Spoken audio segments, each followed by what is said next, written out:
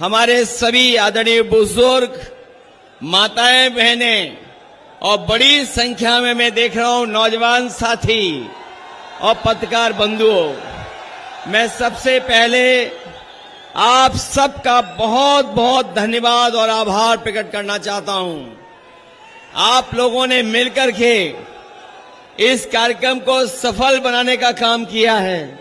जहां हमारा पंडाल भरा है, वहीं जहां पंडाल के बाहर छाया नहीं है, उसके बावजूद भी हमें दूर तक लोग दिखाई दे रहे हैं। ये कानपुर का संदेश है कि इस बार इंडिया गठबंधन की न केवल जीत होने जा रही है, बल्कि हमारे दोनों प्रत्याशी अच्छे वोटों से परिणाम लेकर के लोकसभा में पहुंचने जा रहे हैं। ये गवर्नमेंट इंटर कॉलेज में कार्यक्रम हो रहा है।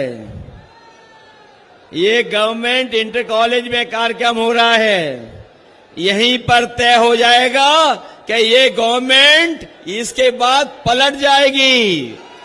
यही इंटर कॉलेज के मैदान से ऐलान हो रहा है कि गवर्नमेंट बदलने वाली है। और जिन लोगों ने पिछले 10 साल से न केवल झूठ बोला है, बल्कि अगर हम पीछे मुड़ के देखते हैं तो ब्रह्मांड का इतना झूठ किसी ने नहीं बोला होगा जितना भारतीय जनता पार्टी के लोगों ने बोला है।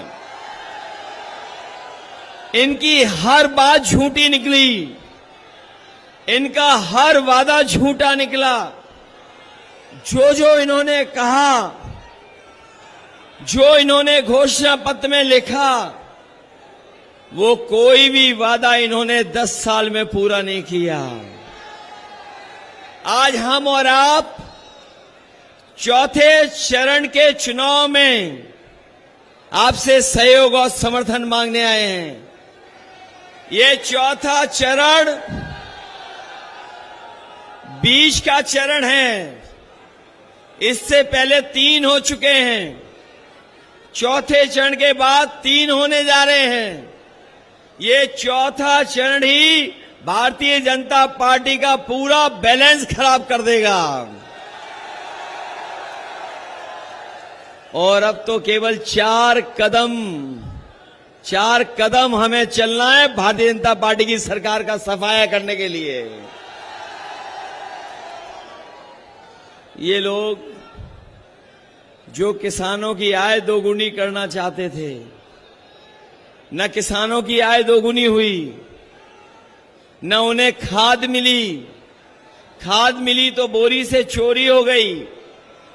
और बहुत सारे साथी ये जानते होंगे जिस तरीके से दबाव बना करके, ताली थाली बजा करके और हमारे लोगों को जबरदस्ती वैक्सीन लगवा दिया, उसी तरीके से इन्होंने हमारे किसानों को नैनो यूरिया खरीदवा दी, जिस नैनो यूरिया का कोई लाभ नहीं हुआ। और आज ये लोग कह रहे हैं कि हम वैक्सीन वापस ले लेंगे। बताओ, जो वैक्सीन शरीर में चली गई, उस वैक्सीन को वापस कैसे लोगे?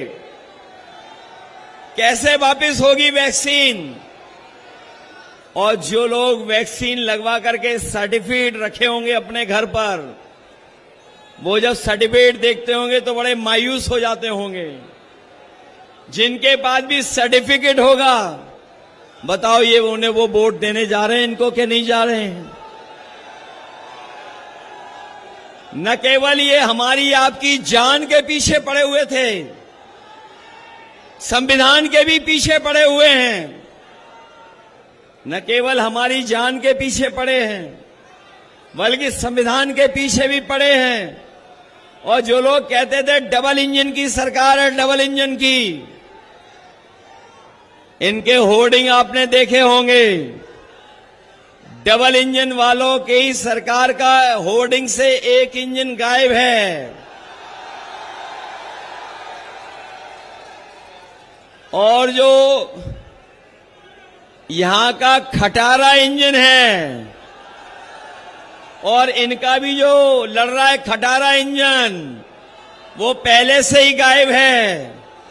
और जब वोट पड़ेगा तो जो अकेला इंजन दिखाई दे रहा है होर्डिंग पर, वो भी गायब हो जाएगा, वो भी दिखाई नहीं देगा।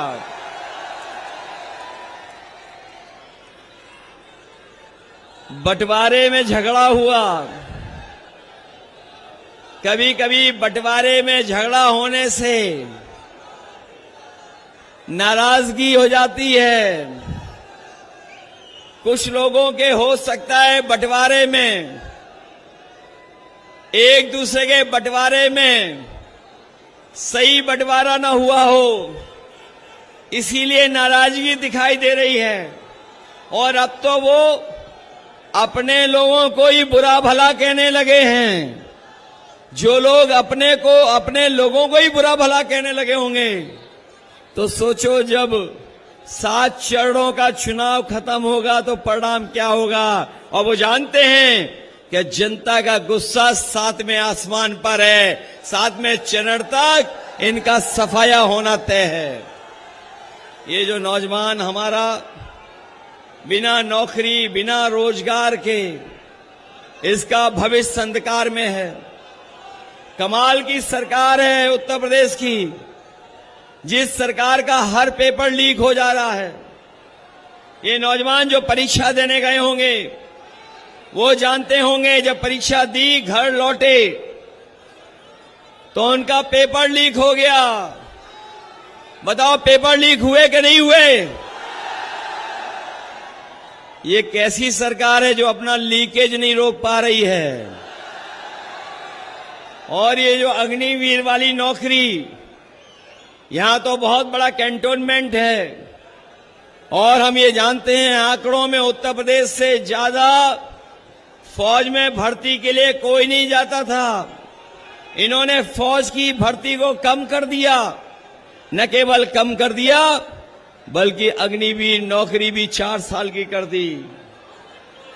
हम नौजवानों को भरोसा दिला के जा रहे हैं, इंडिया गठबंधन के लोग ये 4 साल की अधूरी नौकरी को स्वीकार नहीं कर सकते। सरकार बनेगी तो अग्निवीर वाली व्यवस्था हमेशा हमेशा के लिए खत्म हो जाएगी।